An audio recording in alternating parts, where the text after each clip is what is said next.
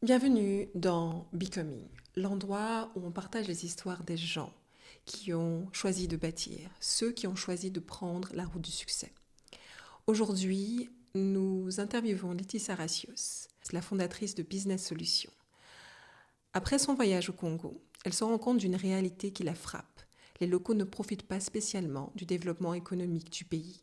C'est alors qu'elle décide de fonder Business Solutions, afin de permettre aux entrepreneurs de créer de la valeur durable là où ils se trouvent.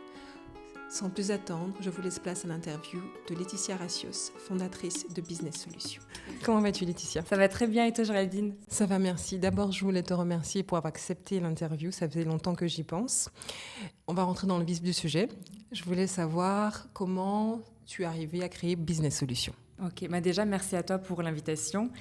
Alors, comment je suis venue à créer Business Solutions ? C'était en 2020, en plein confinement, où j'ai reçu en fait 2 demandes de clientes complètement différentes, une connaissance et une amie, une qui est en Belgique et une amie qui vit à Lubumbashi. Et les 2 demandes, c'était en fait vraiment de les accompagner à structurer ou restructurer leur entreprise. Et c'est là qu'est né Business Solutions. Donc Business Solutions est né vraiment en 2020 grâce à 2 clientes potentielles à ce moment-là, qui sont devenues des clientes qui m'ont fait la demande en fait de les accompagner. J'avais pas de business qui était créé, j'avais pas de nom de business, j'avais pas de service qui ont été créés, mais tout était vraiment aligné. Et j'ai vraiment envie de dire que c'est Dieu qui m'a vraiment ouvert les portes à ce moment-là. Tout était aligné. C'était impossible que je passe à côté de ça et que je me lance pas ou que la peur me retienne, etc. Et en moins d'une semaine, j'avais trouvé le nom Business Solutions. Je m'étais dit, en fait, le nom, je le changerai par après. Finalement, c'est resté Business Solutions depuis. Le service, je l'ai créé directement. J'aurais proposé à mes clientes. En fait, j'ai co-construit mon premier accompagnement qui s'appelait à l'époque Développe ton business en 12 semaines, qui s'appelle aujourd'hui Build Your Business in 3 months, enfin en 3 mois. Mais je l'ai co-construit avec mes clientes. Donc étape par étape, j'ai co-construit cet accompagnement-là. Et je pense qu'il n'y a rien de mieux que de construire un produit, service en co-création avec le client parce qu'au moins on répond aux vraies problématiques du client et à son besoin en final. Donc voilà, c'est pour faire court. Donc j'ai créé Business Solutions en 2020 en plein confinement. Ok, super. Et alors, tu parlais de certaines choses qui te bloquaient au début. Et c'était quoi exactement ? Pour moi, c'était le manque d'expertise. J'estimais que j'avais pas encore assez d'expérience. Et c'est ça qui fait que si j'avais pas eu les 2 premières demandes de clients, j'aurais peut-être repoussé en fait le lancement de Business Solutions et mes accompagnements à bien plus tard. Il y a peut-être de fortes chances que même aujourd'hui, je ne le ferai pas parce que je me dirais, j'ai encore à apprendre, j'ai encore prendre de l'expertise, prendre de l'expérience, etc., avant de me permettre d'accompagner à mon tour des clients. Donc, c'est vraiment ce syndrome de l'imposteur. Et j'ai découvert ce mot dans l'entrepreneuriat. Et c'est là que j'ai pu découvrir que, oui, souvent, en fait, on cherche à avoir beaucoup plus de compétences, de connaissances dans un domaine avant de se lancer, alors qu'au final, on apprend tous les jours. On n'est jamais au top du top, en fait. On n'est jamais à 100%. Enfin, on a toujours quelque chose à apprendre. Et donc, pour toutes celles qui hésitent à se lancer parce qu'elles ont ce fameux syndrome de l'imposteur, elles ont peur de se lancer parce qu'elles se disent qu'elles ne sont pas légitimes, qu'elles manquent de compétences et tout. J'ai envie de dire, en fait, parler à un homme, lui-même vous dira, lance-toi en fait. Lance-toi avec ce que tu as. Et d'où l'importance d'être aussi entouré d'hommes qui vont nous dire, t'occupe pas trop de prendre la tête là, lance-toi, tu as déjà cette capacité, just do it. Donc voilà. Just do it. Et donc, est-ce que tu penses que tu as une mission ? Tu as une mission ou... Oui, pour moi, Business Solutions, il y a une mission derrière et c'est cette mission qui est d'abord née dans mon cœur avant de la forme du business, en fait, et du coup du nom Business Solutions et autres. Moi, en fait, j'ai une sorte de révolte qui était née dans mon cœur lorsque je suis partie au Congo. En tant qu'au départ stagiaire, puis finalement, donc l'objectif était de développer la branche, la filiale d'une entreprise britannique à Kinshasa. Et quand je suis partie là-bas, que j'ai passé 3 ans à Kinshasa, je voyais un peu autour de moi plein d'entrepreneurs, de businessmen qui évoluaient sur le marché, tous sauf des locaux en fait. Donc des Chinois, des Indiens, des Libanais, des Caucasiens, enfin peu importe, qui développaient en fait leur entreprise sur place. Et je me disais, mais tiens, ils sont occupés à voler des parts de marché aux locaux, aux Congolais. Et je voyais aussi un gap sur le marché congolais, c'est que les gens sont vraiment, enfin, pensent vraiment à court terme. Peu ont une vision sur du long terme, et c'est encore une fois à cause des réalités du terrain. Les gens cherchent leur pain chaque jour en fait, cherchent à pouvoir nourrir leur famille chaque jour, et quand tu es dans une situation comme ça, tu penses peut-être pas au long terme. Et donc mon battement de cœur à ce moment-là, je me suis dit, mais en fait, j'ai envie d'aider, d'accompagner des entrepreneurs locaux ou la diaspora à venir construire des business qui soient rentables et viables sur du long terme. Donc ça, c'était vraiment mon battement de cœur au départ de Business Solutions, donc avant même que le nom Business Solutions jaillisse, en fait, prenne forme. Donc ça, c'est vraiment une vision, une mission que j'ai à travers Business Solutions. Évidemment que ça s'est développé avec le temps. Aujourd'hui, j'accompagne quand même des entrepreneurs ou porteurs de projets en Europe et en Afrique. Donc en Europe, principalement en France, Belgique, et en Afrique, principalement au niveau de l'Afrique centrale, avec vraiment un focus sur la RDC. Mais j'accompagne des entrepreneurs, même qui se lancent en Nairobi, à Abidjan, Côte d'Ivoire, Sénégal, Afrique du Sud également. Donc voilà, moi, mon cœur, c'est vraiment pour toute l'Afrique à travers Business Solutions. La vision derrière Business Solutions, de base, et je dis de base que ça a évolué entre-temps, mais de base, c'était de contribuer au développement économique de l'Afrique à travers l'entrepreneuriat. Alors, j'y suis pas encore à ce niveau-là, mais de base, c'est la vision de Business Solutions. Super. Alors, c'est une très belle mission. Et je voulais savoir, à travers ton parcours, est-ce que tu as une success story? De mes clients? Oui, de tes clients. Oui. Au niveau de mes clients, j'ai plusieurs success stories, mais j'en ai une particulière, c'est celle de Vanessa. Et après, franchement, j'ai l'impression que chacun de mes clients, chacune de mes clients ont une success story. Mais celle de Vanessa, pour moi, c'est une belle histoire. C'est celle d'une femme qui est maman, qui est épouse, qui est maman de base de 2 enfants et qui, grâce à son mari que j'ai rencontré, d'abord, c'est une de mes clientes qui lui avait recommandé mes services. Puis, je suis partie à Kinshasa, j'ai organisé un event de networking pour les entrepreneurs. Je l'ai rencontrée en face à face. Elle souhaitait déjà prendre un accompagnement avec moi, mais le temps de réflexion était un peu long de son côté.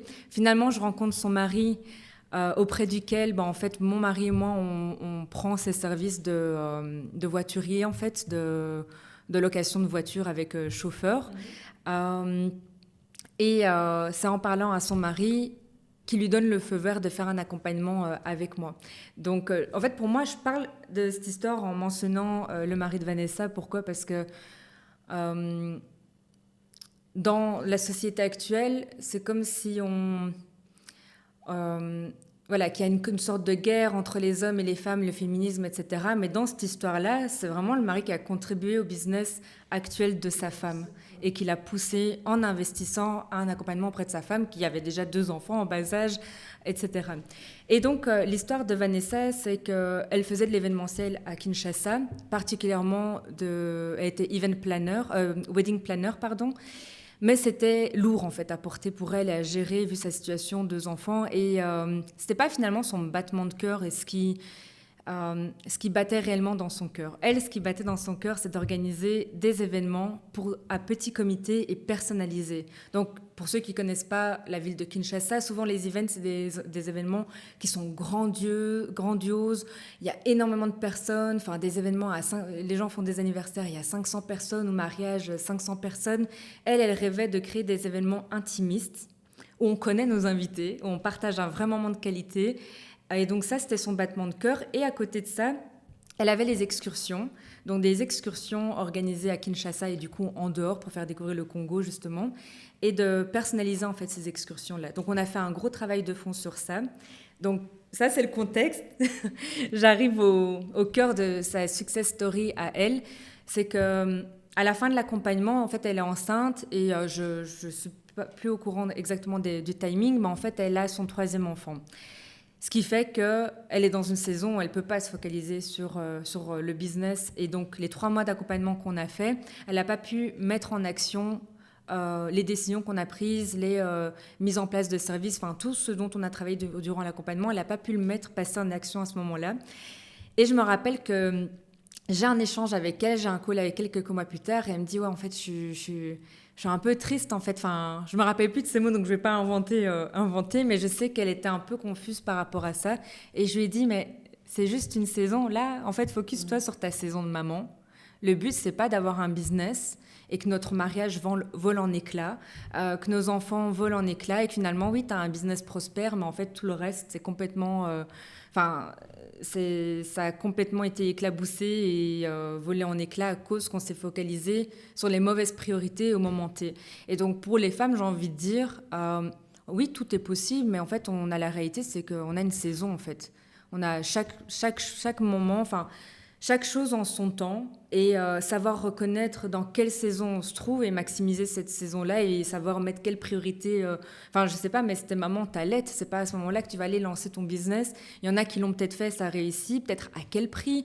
C'était peut-être leur grâce à ce moment-là à elle, mais j'ai envie de dire chacun sa saison en fait. Et la belle histoire après ça, c'est que ses enfants ont grandi, etc.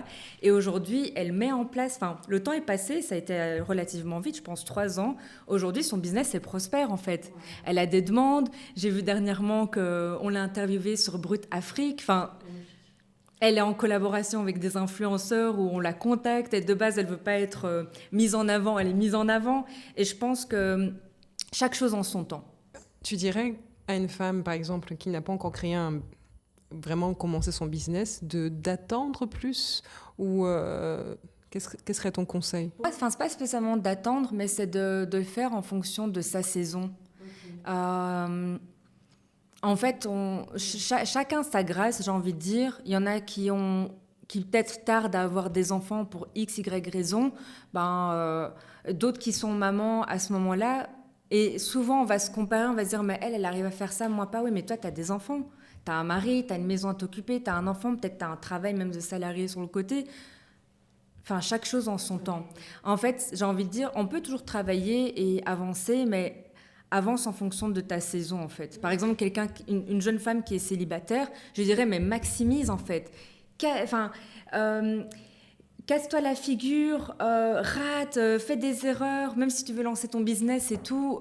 C'est le meilleur moment pour lancer des choses, pour tester, etc.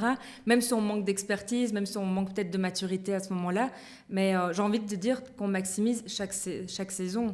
Quand tu es célibataire, maximise cette saison en testant tes dons et talents. Tu as la saison où tu rentres dans le mariage. J'ai envie de dire, focalise-toi sur le mariage. Parce qu'il y a son lot d'épreuves aussi dans ça. Évidemment, sur le côté, on peut développer nos activités. C'est pas ça que je dis de rien faire. Puis après, moi, je suis pas encore maman, mais du coup, toi, Gerline, t'es maman 2 fois. Donc, je pense, à quel moment, toi, tu conseillerais à une femme qui a des enfants ou qui porte la vie en elle, qui est enceinte, de penser à ses idées, ses projets. Comme tu dis, hein, à son rythme. Hein. Elle fait à son rythme. Si la personne, en fait, il y a des personnes qui ont peut-être commencé avant, qui ont déjà eu un business. S'ils ont des enfants sur le tas, les enfants vont continuer et vont suivre. Mais si la personne n'a rien commencé et elle a un enfant et un nouveau mariage, prendre le temps de consolider les choses et ensuite de consolider autre chose, parce que tu ne peux pas aller sur plusieurs terrains en fait en même temps. Et comme tu dis, hein, chacun a sa saison et on est souvent dans, comme tu dis, au niveau de la comparaison. On se compare beaucoup entre femmes, souvent, et de temps en temps, il faut prendre le temps de voir combien tu peux prendre sur le dos et voilà. Ouais, c'est d'y aller. En fait, c'est vraiment de commencer petit et évoluer petit à petit. Et en plus, j'ai envie de dire, même moi, de ce que je constate, c'est une maman, une femme qui est épouse, ou pas spécialement épouse, qu'il y a ce cas de figure-là, qui est maman et entrepreneur, elle va des fois beaucoup plus vite que quelqu'un qui est célibataire, qui n'a aucune autre responsabilité, parce qu'une maman va maximiser le peu de temps qu'elle a libre, là. T'as envie que quelque chose soit fait rapidement, demande-le à une maman, ça va être fait rapidement, contrairement à quelqu'un qui a tout le temps du monde devant elle. Donc, j'ai envie de dire chaque chose en son temps, en fait. Exactement. Et en revenant à ça, on n'imagine pas quand on est célibataire le temps que l'on a. Et ensuite, quand tu as des enfants, là, je te dis, mais en fait, le temps là que j'avais, je l'ai laissé. J'en ai fait quoi? Mais voilà. Pour revenir à ce dont on parlait, tu t'es focalisé plus sur l'Afrique. Est-ce que tu estimes, alors c'est notre question, hein, est-ce que tu estimes qu'en Belgique, ici, c'est difficile de pouvoir entreprendre? Si oui, pourquoi? Sinon, pourquoi? Voilà. La Belgique, pour moi, c'est difficile d'entreprendre par rapport au mindset, en fait. Okay. Au-delà du côté impôt, etc., ça, je ne vais pas spécialement en parler, en faire un gros focus, que j'ai pu voir aussi des entrepreneurs qui évoluent bien en Belgique parce qu'ils ont pu optimiser tout ce qui est impôt, fiscalité, et qui ont pu trouver un gap par rapport à ça. Mais c'est vrai qu'il y a toute cette réalité-là au niveau fiscal en Belgique, en France et dans d'autres pays aussi. Mais je pense que là, il faut être surtout bien entouré pour pouvoir bien optimiser en fait toute cette réalité au niveau fiscal et tout. Mais pour moi, j'ai envie de dire, un des problèmes, c'est le mindset. Moi, depuis toute jeune, je remarquais qu'en Belgique, il y a vraiment un mindset où l'entrepreneuriat n'était pas spécialement valorisé, où le travail n'était pas spécialement valorisé. En Afrique, moi, quand je suis là-bas, j'ai des idées. Enfin, je parle du Congo parce que l'Afrique est énorme. Mais au Congo, moi, j'ai des idées qui fusent mais chaque minute, en fait. Donc, tu sens qu'au Congo, l'esprit d'entrepreneuriat est présent? En fait, l'esprit entrepreneurial est présent, mais c'est plus l'esprit de la débrouille, j'ai envie de dire. Pour les locaux, c'est un peu... Ils entreprennent aussi par manque de choix, par manque d'opportunités, donc ils se créent leur propre job au final. Donc... Mais dans d'autres pays, comme à 21 ans, j'ai eu la chance de pouvoir aller faire un stage au Canada. À 21 ans, tu es là, tu rencontres des jeunes qui ont déjà connu une faillite. Pendant qu'en Belgique, tu es là, tu connais une faillite, tu es un loser. Mais là-bas, à 21 ans, tu te rends compte que tu es déjà en retard, en fait. Que les gens, ils ont déjà entrepris, ils ont déjà lancé des projets, des business, etc. Et toi, tu es là, t'as fait quoi, en fait? Donc, pour moi, c'est ça la difficulté en Belgique. C'est vraiment... Après, c'est vraiment l'esprit salarial que le Saint Graal, en Belgique, c'est le CDI. Maintenant, c'est vrai que avec les années, c'est vrai qu'aujourd'hui, on va dire 15 ans plus tard, je réalise que vu l'environnement économique dans lequel on est, je constate de plus en plus que des gens en fait lancent aussi des side business par passion aussi, mais aussi pour avoir plus d'argent en fait.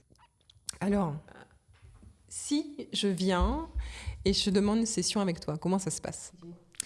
Alors, si tu viens que tu me demandes une session avec moi, tout d'abord, on fait un appel découverte pour voir s'il y a un fit, si je peux répondre à tes problématiques, voir quelles sont tes problématiques, ton environnement, si soit tu as un projet que tu veux lancer ou une entreprise que tu souhaites restructurer.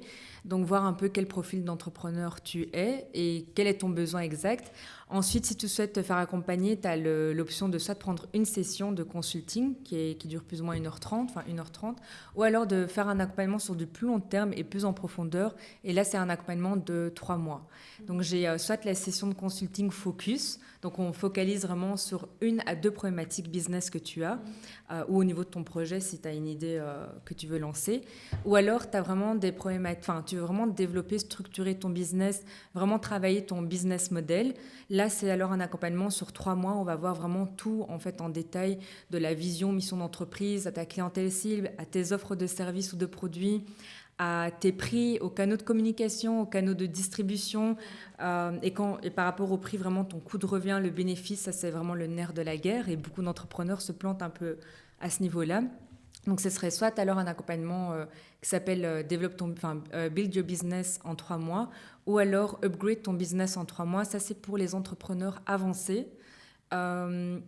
Où c'est vraiment un accompagnement personnalisé où je viens voir en fait toutes les problématiques qu'ils ont au sein de leur business et on vient en fait vraiment travailler sur ce qui bloque leur business à passer au prochain niveau en fait ou à restructurer leur business pour être plus efficace, pour optimiser leur entreprise, donc que ce soit en Europe ou en Afrique. Et donc si tu souhaites juste prendre une session de consulting, donc comme j'ai dit, on a l'appel découverte, ensuite tu souscris à la session et avant toute session, tu reçois un questionnaire.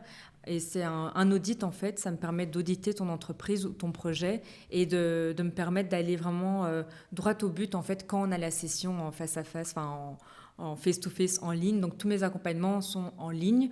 Donc tu ne vois pas les gens face à face, Non, la généralement. plupart Ok. du temps, c'est en ligne, en fait. Donc, surtout quand ils sont en Afrique et si moi je suis en Belgique ou si moi je me déplace, donc c'est en ligne, en fait. Par moment, je permets en fait des accompagnements en face-to-face, mais sinon, la plupart du temps, c'est en ligne. D'accord, ok. Et tu accompagnes ton client à quel moment? Au début, quand il vient de commencer son entreprise, ou quand il a bien commencé? Mais j'ai les deux cas de figure. Donc, j'ai l'accompagnement pour les porteurs de projets. Donc, quelqu'un qui a vraiment une idée, qui ne sait pas comment lancer, quoi faire, par où commencer. Donc, ça, j'accompagne en fait les porteurs de projets qui ont une idée ou alors des entrepreneurs déjà établis qui génèrent déjà du chiffre d'affaires, qui soient rentables ou pas rentables. Mais l'idée, c'est qu'à ce moment-là, il soit déjà rentable pour lui permettre d'optimiser son business. Donc, quelqu'un qui a déjà lancé son business depuis plus de 3 ans, je l'accompagne également pour restructurer en fait son business. Et la plupart du temps, à ce niveau-là, les entrepreneurs ont tellement la tête dans le guidon qu'ils n'arrivent plus à prendre un recul nécessaire pour voir où en fait optimiser son business, où est-ce qu'ils perdent de l'argent, où est-ce qu'ils perdent de l'énergie. Donc là, je l'accompagne en fait pour vraiment restructurer son business, retravailler des points clés. Enfin, j'ai pas mal d'entrepreneurs avec qui j'ai retravaillé leur prix, qui n'avaient pas bien fixé dès le départ ou qui ne maîtrisaient pas clairement leur coût de revient. Même ceux qui étaient très avancés, qui avaient fait un vrai travail de fond par rapport au calcul du coût de revient, du bénéfice, il y a toujours un travail à faire en fait à ce niveau-là. Alors moi, je pose une question vraiment, hein, j'y connais rien.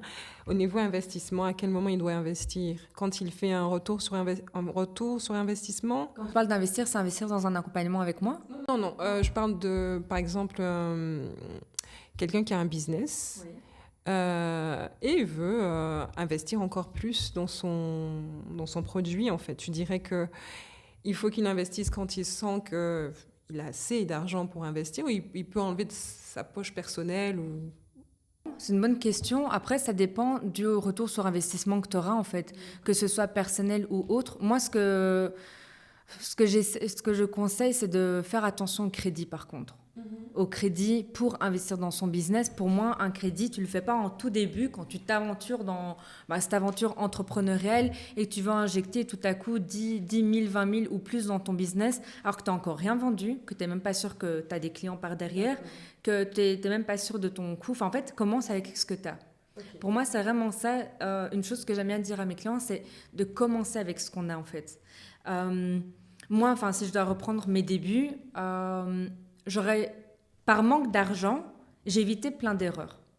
Par manque d'argent, j'ai évité de peut-être payer un site web à 3 000 € pour finalement me rendre compte que je n'ai pas spécialement besoin d'un site web parce que j'ai besoin de plateformes pour héberger mes formations ou mes accompagnements en ligne. Donc en fait, ce n'est pas un site web que j'ai besoin d'autres produits comme Thinkific, Podia, c'est toutes des plateformes en ligne où on peut mettre nos formations dessus, ou System.io.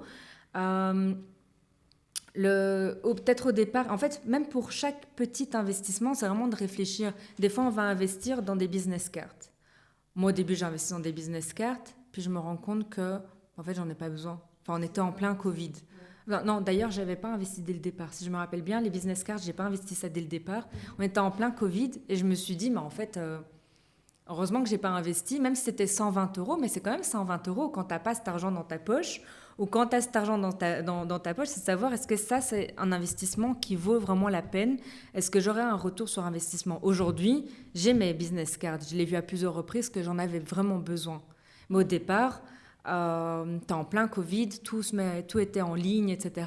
Tu n'avais pas besoin d'investir 120 € dans des business cards. Et ça peut sembler bête, ce montant, pour certaines personnes. Mais moi, c'est d'ailleurs dans mes expériences passées... le fait de travailler auprès d'un entrepreneur qui réfléchissait vraiment à chaque dépense qu'il faisait. Ce n'était pas une personne qui avait peur de dépenser, mais c'était de faire des dépenses qui étaient vraiment réfléchies. Est-ce qu'on a vraiment besoin de ça? Ou est-ce qu'on ne doit pas réinjecter l'argent ailleurs, en fait? Entre mettre ton argent dans 120 € dans des business cards, ou 120 € dans un outil en ligne qui te permettra de promouvoir encore plus ton business, c'est de voir quel est ton retour sur investissement, en fait. D'accord, ok. Non, mais c'est intéressant. C'est intéressant parce que tu ne conseilles pas aux personnes de commencer avec beaucoup d'argent, mais de commencer avec ce qu'ils ont. Ouais, clairement. Non, pour moi, il faut commencer avec ce que tu as, en fait. Je pense que c'est même une erreur de commencer avec beaucoup d'argent. En fait, moi, enfin, il y a des personnes, j'aurais dit, mais même si tu as 50 000 euros à investir dans ton business, commence même avec 5 000, en fait. À part si, oui, bien sûr, tu as des grosses machines à devoir acheter, qu'une machine, c'est 10 000 euros et que sans ces investissements-là, tu sais pas délivrer, en fait, ton produit, mais de commencer avec le minimum. Au final, tu vas faire des achats bêtes que tu n'avais peut-être pas spécialement besoin. Et le fait de commencer avec le minimum, ça te permet aussi d'être créatif, de trouver des solutions finalement. Donc finalement, l'argent, c'est pas un problème pour commencer. Bien sûr qu'il y a des business, demain tu veux ouvrir un salon de coiffure, tu as besoin d'un minimum de matériel. Au final, tu n'as peut-être pas l'argent aujourd'hui d'ouvrir un salon de coiffure, qu'est-ce que tu peux déjà faire? Tu as tes mains, tu as tes dons de talent, tu as tes 2-3 matériels que tu as besoin pour pouvoir exercer. Commence avec ce que tu as en fait. Bien sûr. Peut-être créer un service, oui, chez toi. Ah, chez toi, c'est pas bien, non, tu n'as pas de pièces, tu habites encore chez tes parents, fais un service où tu vas à domicile des clients, où tu te déplaces. Aujourd'hui, il y a même des espaces de coworking pour ce style de métier-là. Enfin, en fait, il y a des solutions pour tout. Oui. Non, tu as raison. Et c'est pour ça, c'est comme ça que tu attires des business angels aussi, Ouais. parce qu'à un moment donné, tu as développé quelque chose qui fonctionne avec les petits moyens que tu as. Ouais. Et ensuite, après, tu demandes à d'autres investisseurs de venir pour pouvoir t'aider à déployer ton potentiel. Ouais. C'est ça. Hein. Et c'est vrai que vraiment, je pense que beaucoup de personnes veulent commencer avec énormément d'argent en pensant que c'est ça c'est l'argent qui les bloque. Mais en fait, non, la ressource est en nous. Oui, c'est clair, clairement. J'ai l'exemple d'une cliente, là en tout cas je cache son identité, mais qui a investi plus de 50, je crois que c'était entre 30 et 50 000 euros, je n'ai pas mes notes devant moi, donc je ne me rappelle plus du montant, mais dans du matériel événementiel, c'est au Congo, et c'est depuis le mois de mars qu'elle a tout son matériel événementiel qu'elle veut faire louer du coup, dans un hangar qui est là, qui attend. Donc elle a l'argent, mais le business n'est pas en route. Elle a d'abord réfléchi à acheter son matériel avant de réfléchir à même structurer son business et de savoir c'est quoi mon business model, comment je vais me lancer, qu'est-ce que je propose, quels sont les prix que je vais fixer pour mes clients, qui sont mes clients. Et donc l'argent, c'est pas un problème. Il y a des gens que je rencontre qui ont de l'argent, qui ont investi beaucoup d'argent et que finalement ça dort et ça génère même pas d'argent en fait. Leur business ne génère même pas d'argent. D'accord. For any reason, pour plein d'autres excuses. Donc l'argent, c'est pas un problème pour moi. Mais à un moment donné, c'est clair que tu as besoin d'argent. Une fois que tu es lancé, que... Pour pouvoir scale. Pour pouvoir scale, à un moment donné, tu as besoin d'argent, tu as besoin d'investisseurs, tu as besoin, à ce moment-là, peut-être d'un crédit. Mais moi, je conseille jamais de lancer son business et d'aller taper aux banques pour avoir un crédit. Pour moi, c'est... Personnellement, c'est fou. Si quelqu'un d'autre a d'autres avis, qu'il le mette en commentaire. Mais pour moi, ça, c'est pas the smartest way de faire du business, en fait. Mm-hmm. Je suis entrepreneur. Mm-hmm. J'ai commencé un business. Et en fait, je parle pour quelqu'un d'autre. Hein, ouais. Et je n'arrive pas à avoir de clients. Comment je dois m'y prendre? Alors, j'ai envie de dire déjà, c'est de se poser la question, c'est quoi le produit ou le service que tu proposes, en fait et plutôt de savoir c'est quoi le produit ou le service que tu proposes, tu réponds à quel besoin ou quelle problématique de ton client. Et c'est déjà de partir de ça, en fait. Est-ce que tu réponds déjà à une problématique ou c'est toi, ton imaginaire, tu t'es créé un produit, un service en pensant que les clients auraient besoin de ça et qu'au final, il y a peut-être personne qui a besoin de ton service ou ton produit. J'aime bien conseiller mes clients de voir, en fait, souvent on n'arrive pas à s'auto-analyser. On pose la question à quelqu'un, c'est quoi tes dons et talents? Et les gens sont là, je sais pas. Je sais pas c'est quoi mes dons et talents. Et c'est vrai que c'est difficile des fois de s'auto-analyser, mais c'est de voir, tiens, on te sollicite pourquoi souvent? Ah, on te sollicite pour couper les cheveux, pour, je sais pas, être coordinatrice d'événements. Oh, tes beignets, c'est les meilleurs beignets de toute la famille. Tes gâteaux, c'est les meilleurs gâteaux. Je sais pas. En tout cas, on te sollicite pour, même en termes administratifs, pour traduire des documents, par exemple, de voir en quoi est-ce qu'on te sollicite, qu'est-ce que tu proposes déjà en fait gratuitement, et là où tu as des clients potentiels, serait de voir déjà autour de toi par rapport à ce que tu proposes, est-ce que tu as déjà des clients potentiels à qui tu as déjà peut-être délivré le service gratuitement et qu'en fait là, il faudrait peut-être penser à le monétiser ton service, à structurer ton service, ton produit, peu importe ce que c'est, et de commencer peut-être par le bouche à oreille. Enfin, en fait, c'est de déjà voir ça. C'est pas juste j'ai un produit, un service, je vends pas, comment trouver des clients. C'est de se poser déjà toutes ces questions-là. Et pour moi, un bon point de départ, en fait, c'est le bouche à oreille qui est souvent minimisé. C'est dans tout business, je sais qu'à un moment donné, il faut scale, il faut vraiment aller mettre en place des stratégies maintenant d'acquisition clients.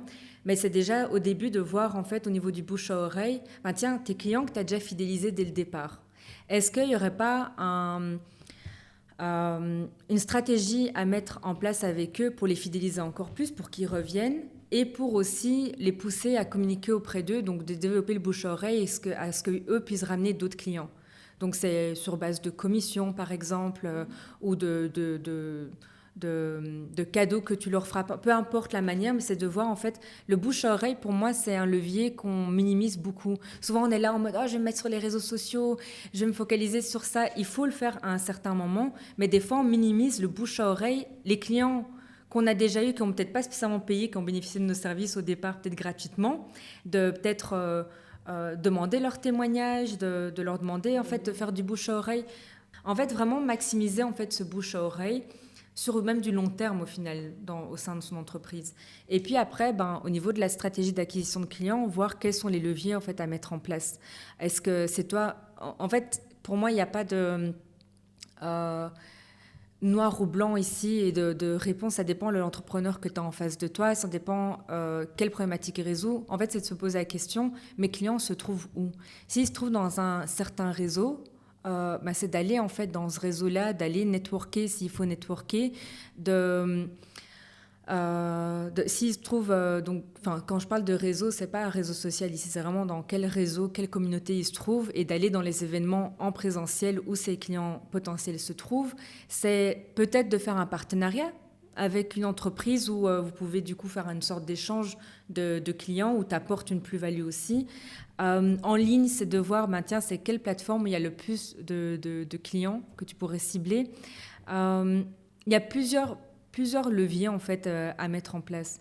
Pour certains entrepreneurs, c'est d'utiliser Google Ads et tout, mais c'est pas tant que ça. En fait, c'est vraiment d'analyser où se trouve ton client en fait et d'apprendre à commencer petit. Souvent, on veut voir grand, on veut directement 100 clients, mais en fait, est-ce qu'aujourd'hui...